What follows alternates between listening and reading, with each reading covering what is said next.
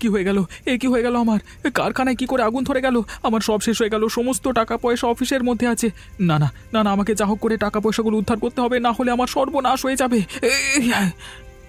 হায় হায়, দেখো দেখো, আমাদের ম্যানেজার বাবু এই আগুনের মধ্যে ঢুকে চলে গেলেন। এই লোকটা পুড়ে মরবে রে, ওর কি মাথা খারাপ হয়ে গেছে নাকি? আরে পয়সার এত টান, আগুনের মধ্যে টাকা পয়সাগুলোকে বাঁচাতে গেছে। আরে জীবনটা আগে না পয়সা আগে। বাঁচাও, মরে গেলাম আমি, বাঁচাও আমাকে। ওই দেখ চিৎকার শুরু করেছে, এখন কি করবি? আরে বাবা, শুধু চিৎকার না করে যদি তাড়াতাড়ি বেরিয়ে আসে তাহলে তো হয়। দাও দাও করে আগুন জ্বলছে, এর মধ্যে তো আর প্রবেশ করা যায় না। আরে আমরা যদি এভাবে দাঁড়িয়ে থাকি তাহলে তো ম্যানেজার বাবু আগুনে পুড়ে মারা যাবে। চল চল, আমরা গিয়ে উদ্ধার করে আনি। তোর কি মাথা খারাপ হয়ে গেছে? ওই জ্বলন্ত আগুনের মধ্যে কিভাবে প্রবেশ করবি? এই চল চল, ওকে আর এখানে ফেলে রাখা যাবে না। তাড়াতাড়ি আমাদের এক্ষুনি ওকে হাসপাতালে ভর্তি করতে হবে, না হলে মরে গেলে অসুবিধা আছে। চল। হ্যাঁ চল চল, এক্ষুনি আমরা হাসপাতালের দিকে যাই।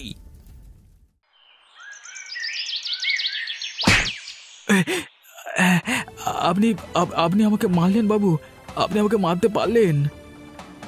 তাকে তোকে গুড় দিয়ে চাটবো? এই শয়তান, সত্যি করে বল, আমার তৈরি নতুন সোনার হাটটা কোথায় রেখেছিস? আপনি আমাকে বিশ্বাস করুন বাবু, আমি ওই হাটটা সম্বন্ধে কিছুই জানি না। আপনি শুধু শুধু আমার উপর সন্দেহ করছেন। শুধু শুধু সন্দেহ? এই গাধা, তোকে আমি বিশ্বাস করে কাজে রেখেছিলাম, তোর এই অবস্থা দেখে আমার মায়া হয়েছিল। এখন দেখছি তোর মতো ছাগলকে বিশ্বাস করে ভুল করেছি। আপনি ভুল করছেন বাবু, আমি আপনার বিশ্বাসের মর্যাদা রেখেছি। আমি আপনার সাথে বেইমানি করতে পারি না। আমি আপনার নুন খেয়েছি। নুন খেয়েছিস না চিনি খেয়েছিস সেটা তো বোঝাই যাচ্ছে। তোকে আমি পুলিশে দেব। এরকম করবেন না বাবু, আমার পরিবারটা ভেসে যাবে তাহলে। তুই যে সোনার হাটটা চুরি করলি তাতে আমার দোকানটা ভালো থাকবে কি? ওরে, আমি যে এরপর পথে বসে যাব রে। বাবু, আবার মনে হয় আপনি ওটা অন্য কোথাও রেখে ভুলে গেছেন। কি উল্টে আমাকে দোষারোপ করছিস তুই? তোর তো সাহস কম নয়। তোর এটা মনে হলো কি করে যে আমি হাটটাকে অন্য কোথাও লুকিয়ে রেখেছি? তুই বেরিয়ে যা, বেরিয়ে যা এখান থেকে, বেরিয়ে যা। ঠিক আছে বাবু, আমি চলে যাচ্ছি, কিন্তু আপনি এটা মনে রাখবেন, আমি এটা চুরি করিনি। যদি কোনোদিন দরকার পড়ে দয়া করে আমাকে ডাকবেন। তোকে আমি ছাড়বো না। যদি আমি অত দামি হাটটা খুঁজে না পাই না, তোকে আমি জেলের ঘানি টানিয়ে ছাড়বো। আমার সমস্ত টাকা চলে গেল, এবার কি হবে? আহা, আমার সাধের লাউ গাছ কত বড় বড় হয়ে গেছে। তুই সারা জীবনই এইভাবে সুস্থ সবল থাক, সেটাই আমি চাই। তোকে দেখে খুব সুন্দর লাগে রে, একেবারে মন ভরে যায়। এখন তোকে লাউ দিতে হবে না, বর্ষাকালে যেমন দিস তেমন দিবি, কিন্তু তোকে আমি বড় করে তুলবো অনেক। কি গো, সকাল থেকে উঠে সারা দিন এই গাছের গোড়ায় বসে থাকলে হবে? অন্য কোনো কাজ নেই নাকি? আরে গিন্নি, এই বুড়ো বয়সে আমার কাজটাই কি বলতো? তাই জন্যই তো এই রোদে বসে বসে লাউ গাছটার পরিচর্যা করছি। ও, একটা লাউ গাছকে তুমি কি পেয়েছো কে জানে, সারা দিন এই গাছটার পেছনে লেগে আছো। ও কথা বলবে না গিন্নি, এই গাছ আমাদের সন্তানের মতো। তুমি আর কারোর বাড়িতে এই শীতকালে লাউ গাছ দেখাতে পারবে? সেটাই তো আমি বুঝে পাই না। অন্য সকলের বাড়িতে লাউ গাছ শীতকালে মারা যায়, আর আমাদের বাড়িতে? ওই জন্যই তো বলি, এই গাছ আমাদের সন্তান, আমাদের ছেড়ে কখনো কোথাও যায় না।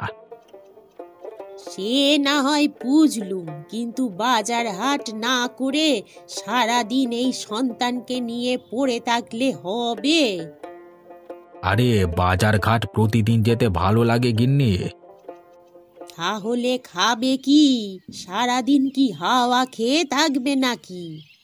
এক কাজ করো গিন্নি, আজকে বরং লাউ পাতার ভর্তা রান্না করে খাইও, দারুণ খেতে লাগবে। এই শীতের সকালে লাউ পাতার ভর্তা? কি বলো গো, ভালো লাগবে খেতে? অবশ্যই ভালো লাগবে, তুমি একবার খেয়েই দেখো না। সর্ষের তেল আর কাঁচা লঙ্কা দিয়ে লাউ পাতার ভর্তা বানিয়ে খেতে যা লাগে না, একেবারে মুখে লেগে থাকবে। ঠিক আছে, তবে খেয়ে দেখাই যাক, খেতে যদি না ভালো লাগে। আরে লাগবে লাগবে, আমি কথা দিচ্ছি। যাও যাও, গরম গরম রান্না করে ফেলো।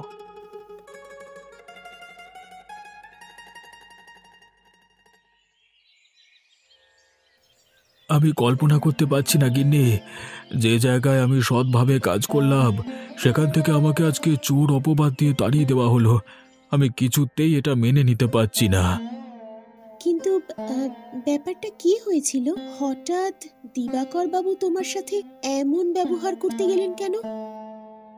এই কিছুদিন আগে একজন পয়সাওয়ালা পার্টির কাছ থেকে একটা মোটা হারের অর্ডার পেয়েছিলাম আমরা।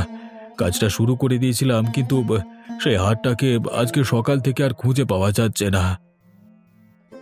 সে কি, রাতের বেলায় চোর এসে চুরি করে নিয়ে গেল না তো? আমার তো সেটা মনে হয় না। আমাদের দোকানের বাইরে ক্যামেরা লাগানো আছে, চোর যদি এসে থাকে তাহলে তো সেই ক্যামেরায় ধরা পড়তো। কিন্তু আমার সব থেকে খারাপ লাগলো, দিবাকর বাবু সডান আমাকে চড় মারলেন। ছি ছি ছি ছি, তিনি এই কাজটা করতে পারলেন? তুমি কত বছর ধরে তার কাছে কাজ করছো, তিনি তোমার ওপর এমন সন্দেহ করলেন কিভাবে? আমি তো সেটাই বুঝতে পারছি না।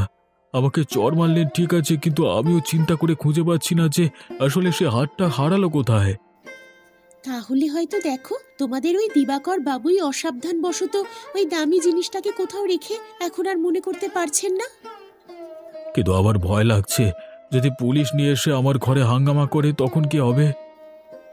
আমি আছি, তুমি চিন্তা করো না। আমি পুলিশের সামনে রুখে দাঁড়াবো। আর তাছাড়া প্রমাণ ছাড়া তো আর কোনো কিছু করা যাবে না, তাই না? তবে তার আগে সত্যি করে বলো দেখি, তুমি সত্যি করেই হারটা নাওনি তো? তুমিও আমাকে সন্দেহ করছো? আরে না না, দুবার করে জিজ্ঞেস করে নিচ্ছি, এই আর কি। তুমি আমার উপর এতটুকু বিশ্বাস রাখতে পারো? না খেতে পেয়ে মরে যাব, তবুও কোনো কিছু চুরি করে খাবো না। ঠিক আছে, এখন তুমি নিশ্চিন্তে থাকো। দিবাকর বাবু বেশি বাড়াবাড়ি করলে তখন আমি বুঝে নেবক্ষণ। কি ব্যাপার বলো তো তোমার? ঘরে সবজিপত্র সব ফুরিয়ে এলো, আর তুমি দুদিন হলো বাজার হাটে যাচ্ছ না, কি ব্যাপার? আরে ব্যাপার কিছুই নয়, আমার এখন আর বাজার ঘাটে যেতে খুব একটা ভালো লাগে না। তোমার যেটা মনে হয় তুমি লোক ডেকে বলে দিও, ওরা ঘরে এসে দিয়ে যাবে। কেন হঠাৎ এরকম মনে হওয়ার কারণ কি? আরে গিন্নি, আমার ভাই শহরের কারখানার ম্যানেজার হয়ে যাওয়ার পর থেকে বাজারে লোকে দেখা হলে এটা খাওয়া ওটা খাওয়া বলে, সেই জন্যই বলছিলাম আর কি। তাহলে তুমি কি তাদেরকে না খাইয়ে পালিয়ে বেড়াচ্ছ? এক প্রকার সেরকমই বলতে পারো। আরে প্রতিদিন যদি ওদের কিছু না কিছু খাওয়াতে হয়, তাহলে এত পয়সা পাবো কোথা থেকে বলো দেখি? এটা আবার কেমন কথা হলো? তোমার ভাই এখন শহরে কাজ পেয়েছে, তোমার এখনো পয়সার অভাব থাকলে কি হবে? লোকজনকে দুটো খাওয়ালে তারা আশীর্বাদ করবে। কচু পোড়া করবে, একবার খাবার পর আবার কখন খাওয়াবো তার অপেক্ষায় বসে থাকবে। আমি কি ওদের চিনি না? তাহলেও আমাদের এটা আনন্দের সময়, এই সময়ে যদি মানুষকে আপ্যায়ন না করো তাহলে মানুষ অহংকারী বলবে, তাই না? হ্যাঁ, সে তো বলবে বটে। তাহলে কি করা যায় বলো দেখি? কি আবার করবে? ওদের সকলকে খাইয়ে দেবে। তাহলে এবারে যখন ভাই আসবে তখনই বরং খাওয়ানো যাবে। তাহলে একেবারেই দাওয়াতটা হয়ে যাবে, বারবার আর টাকা খরচ করতে হবে না। এখনকার যুগে জিনিসের যা দাম হয়েছে। কিন্তু তোমার ভাই কবে আসবে বলো তো? শহরে যাওয়ার পর থেকে তো কোনো যোগাযোগই নেই। তা তুমি ঠিকই বলেছ, ভাইয়ের জন্য মনটা খারাপ করে মাঝে মাঝে। আসলে কোনোদিন ছেড়ে থাকিনি তো, তাই। দাদা, বৌদি, কোথায় তোমরা? আরে রতনের গলা বলে মনে হলো, চলো তো বাইরে গিয়ে দেখি।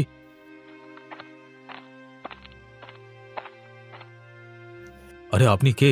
ঠিক চিনতে পারলাম না তো। দাদা, আমি। রতন তুই? তোর এই অবস্থা হলো কি করে? সব বলছি দাদা, সব বলছি।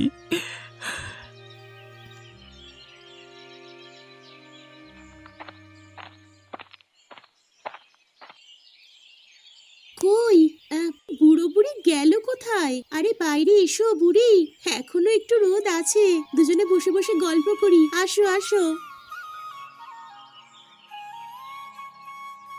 সুলগ্না, তুই এসেছিস মা? আয়, তোর সাথে দুটো গল্প করি। সারাদিনই বুড়োর সাথে খেচা খেচি করতে করতে বিরক্ত লাগে। আরে, বিরক্ত হতে হতে তো বুড়ো হয়ে গেলে, এখন আবার অন্য বিয়ে করার পরিকল্পনা করছো নাকি? না বাবা, সেই সব চিনতে আমি কোনোদিনও করিনে। খারাপ হোক বা ভালোই হোক, আমার বুড়োই ভালো। আয়, আমরা বরং ওই খাটিয়ায় বসি। তা আজকে কি রান্না করছিলে? হ্যাঁ, কাকা বাজারে গিয়েছিল? সেটা কি তোর কাকা কখনো যায়? আজকে করেছিলাম লাউ পাতার ভর্তা। সে কি, দুদিন ধরে একই রান্না চলছে নাকি? তাছাড়া কি আর করব, তোর কাকা তো লাউ পাতার ভর্তা ছাড়া খেতেই চায় না ভাত। ভালো ভালো, তোমাদের ওই একটা তরকারি হলেই চলে। খবর শুনেছো কিছু? কোন খবরের কথা বলছিস রে? আরে, আমাদের রতনদা আবার ফিরে এসেছে, কিন্তু তার সঙ্গে যা ঘটনা ঘটেছে সেটা তো বলার মতন নয় গো। তার মানে কি হয়েছে তার সাথে? কি হয়েছে রে মা? কি ঘটনা ঘটেছে? আরে, শুনলাম রতনদার কারখানায় নাকি আগুন লেগে গেছিল। সে অফিস থেকে টাকা পয়সা বার করতে গিয়ে একদম নিজেকে পুড়িয়ে ফেলেছে। কি বলছিস কি? হ্যাঁ গো কাকা, আমি ঠিকই বলছি। নিখিলদা এবং বৌদি তো খুবই মন খারাপ করে বসে আছে দেখলাম। তাহলে তো একবার ওদিকে যেতে হয়। এত বড় বিপদ চলে গেছে, আমরা কিছুই জানতে পারিনি। হ্যাঁ গা, তুমি বরং ঘরে বসে না থেকে একবার ওদের বাড়িতে যাও গে, দেখে এসো।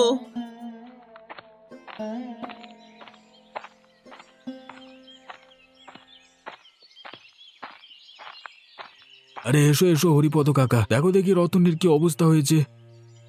সেই তো রে, আমি তো শুনি চমকে উঠলাম। বাপরে বাপ, এখন তোর অবস্থা দেখে আমারই তো ভয় হচ্ছে।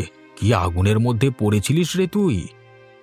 কি আর বলবো, কোনো মতে বেঁচে ফিরে আসতে পেরেছি, এটাই অনেক। তুই কি অফিসে থাকতে থাকতে আগুন ধরে গেছিল? না কাকা, আমি বাইরে গেছিলাম, হঠাৎ করে এসে দেখলাম প্রচুর আগুন ধরে গেছে। অফিসে অনেক টাকা পয়সা রাখা ছিল, আমি সেগুলো বাঁচাতেই সেখানে ঢুকে চলে যাই আগুনের মধ্যেই। কারখানার 2 কর্মচারী আমাকে বাঁচিয়ে হাসপাতালে ভর্তি করে। কি বিপদ, কি বিপদ! এরকম মূর্খামি কেউ করে? কি করব, কি না হলে যে অনেক টাকা পুড়ে ছাই হয়ে যেত, সব টাকাকে উদ্ধার করেছি আমি। তুই ভাব, তুই কারখানার জন্য এত কিছু করলি, কিন্তু তোর শরীর তো একেবারে পুড়ে ছারখার হয়ে গেল। কি আর বলবো কাকা, যুগটাই এরকম, যার জন্য করি সেই বলে চোর। কেন, তোর আবার কি হলো? তোর সঙ্গেও কি কিছু অঘটন ঘটেছে নাকি? আর কি বলবো, চুরির অপবাদে দিবাকর বাবু আমাকে দোকান থেকে বের করে দিয়েছে। তার মানে কি করে হলো এসব? একটা সোনার গয়না উনি হয়তো ভুল করে কোথাও রেখে দিয়েছেন, কিন্তু আমাকে এখন বলছেন তুই চুরি করেছিস। আমার সেই কারণেই খুব মন খারাপ। এই মরেছে, এইভাবে আমাদের গ্রামের ছেলেদের উপর বিপদ নেমে আসছে কেন? সেটাই তো বুঝতে পারছি না, কিছু না করেও দোষী। যাক, আশা করি সময়ের সাথে সাথে সবকিছু ঠিক হয়ে যাবে। হ্যাঁ কাকা, আমরাও আশা করি সেটাই হবে।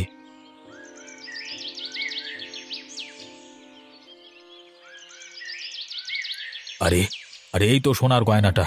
তার মানে আমি শুধু শুধু স্বপনকে দোষটা দিচ্ছিলাম, আদতে ওর কোনো দোষই ছিল না। না না, আমার ওর সাথে এরকম আচরণ করা ঠিক হয়নি। যাই যাই। কি হে দিবাকর, কি খবর তোমার? কেমন আছো? আরে কাকা, আসুন আসুন, অনেকদিন বাদ এলেন। এখন আপনার জন্য কি করতে পারি বলুন? আমি কিছু করব না, তোমার সাথে কিছু কথা বলতে এলাম। হ্যাঁ কাকা, বলুন, কি বলবেন? আসলে আমি একটা কথা শুনলাম যে স্বপনের সঙ্গে নাকি তোমার ঝামেলা হয়েছে। ও হ্যাঁ, একটা বিষয় নিয়ে একটু মনোমালিন্য হয়েছিল আর কি। আসলে দোষটা আমারই। কি হয়েছে বলো তো বাবা? একটা সোনার গয়না আমি খুঁজে পাচ্ছিলাম না, আমি ভুলবশত তার নামে দোষ দিয়ে ফেলেছি। তার মানে সেটা এখন খুঁজে পেয়েছো তুমি? হ্যাঁ কাকা, আজকে কিছুক্ষণ আগে খুঁজে পেলাম। আমার বাক্সটা তলাতেই ছিল, আমি এইমাত্র উদ্ধার করলাম। তাহলে তো তুমি স্বপনের সাথে মিথ্যেই মনোমালিন্য করছিলে। হ্যাঁ কাকা, আমার যে কি ভুল হয়ে গেছে, এখন আমাকে আবার দোকান বন্ধ করে স্বপনের কাছে যেতে হবে, ওর কাছে ক্ষমা চেয়ে আসতে হবে। আমি সেই বিষয়ে কথা বলতে তোমার কাছে এলাম। যাক, এদিকে তাহলে সবকিছু ঠিকঠাক হয়ে গেছে।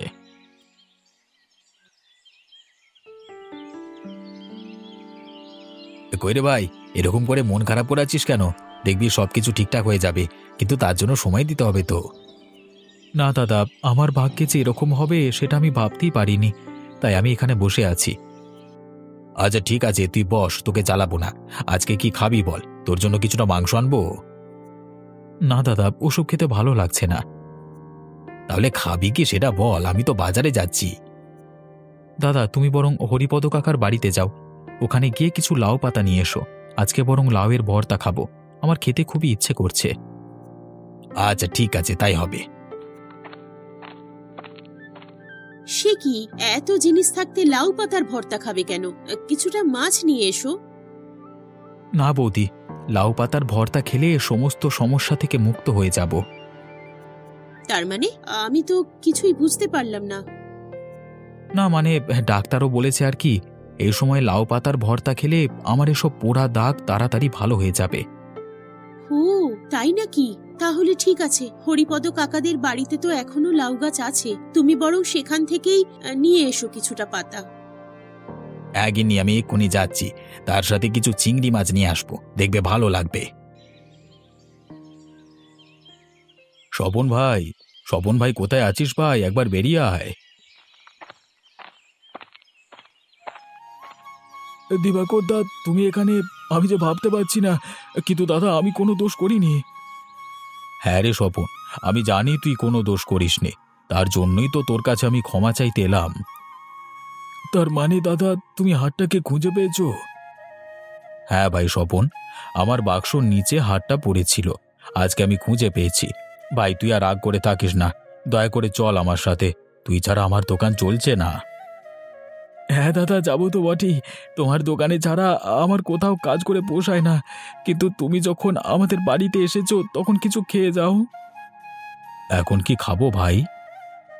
আজকে আমাদের বাড়িতে লাউ পাতার ভর্তা হয়েছে, তার সঙ্গে দুটো ভাত খেয়ে যাও, দেখবে খেতে মজা লাগবে।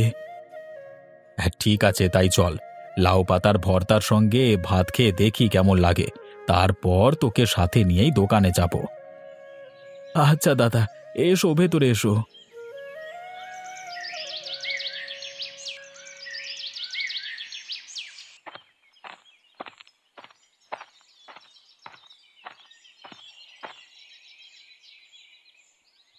এটাই কি রতনদার বাড়ি? হ্যাঁ, কিন্তু আপনারা কারা? আপনাদেরকে তো ঠিক চিনতে পারলাম না। আমরা রতনদা যে কারখানায় কাজ করে সেখানেই কাজ করি আর কি।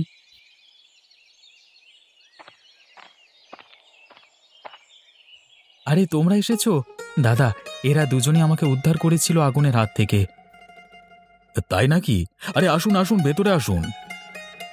না দাদা, আমরা ভেতরে গেলে হবে না, আমরা একটা খবর দিতে এলাম। কি খবর দাদা, আমাকে বলো। আসলে আমাদের কোম্পানির মালিক রতনদার কাজে খুব খুশি হয়েছে। রতনদা নিজের জীবনের বাজি রেখে কোম্পানির অতগুলো টাকা লসের হাত থেকে বাঁচিয়েছে, তাই জন্য রতনদাকে যত তাড়াতাড়ি সম্ভব কাজে যোগ দিতে বলেছেন। কিন্তু আমি কি আর আগের মতো কাজ পারবো? ওসব আমরা জানি না দাদা, তোমাকে যেতেই হবে। তোমার মতো ম্যানেজার আমরা আগে কোনো দিন পাইনি, তুমি সবার কত খেয়াল রাখতে। হ্যাঁ, আর সত্যি বলতে তোমার এই অবস্থা হওয়ার পর থেকে কোম্পানির কারোর মন ভালো নেই, সকলেরই কাজে অনীহা। শোন রতন, এরা তোকে চায়, তুই এদের সঙ্গে যা, দেখবি ধীরে ধীরে সবকিছু ঠিকঠাক হয়ে যাবে, মনোবল হারাস না। হ্যাঁ দাদা, আমরা তো আছি, তোমার তো চিন্তা কিসের? ঠিক আছে, তাহলে আমি যাব, আবার আগের মতো কাজ শুরু করব। তুমি যাবে তাতেই আমরা ধন্য।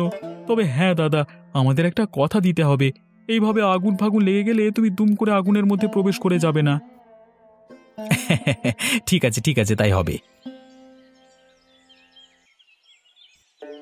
আহা, আমার সোনার লাউ গাছ, সত্যি তুই আমার জীবন, তুই সবার জীবন পাল্টে দিলি রে।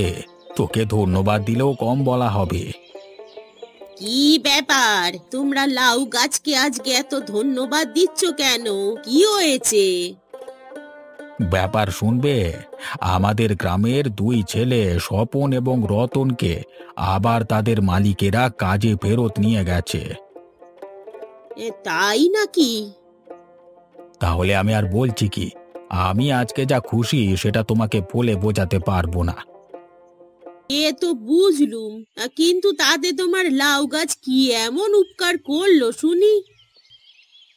আমি যে এদের দুজনকে লাউ পাতার ভর্তা খেতে বলে এসেছিলাম, আমি নিশ্চিত ছিলাম এরা দুজন লাউ পাতার ভর্তা খেলেই আবার আগের মতো তাদের ভাগ্য ফিরে পাবে। দেখো, আমি যেটা ভেবেছিলাম সেটাই হলো। আরে তাই তো, তাহলে তো বলতেই হবে তোমার এই লাউ গাছ সত্যি খুব পয়া গো। হ্যাঁ, আমি যেমন সব সময় ওকে আগলে রাখি, ও ঠিক তেমন আমার মনের কথা বোঝে। এই তো সেদিন আমি ওকে বলছিলাম সবকিছু আবার আগের মতো করে দিতে।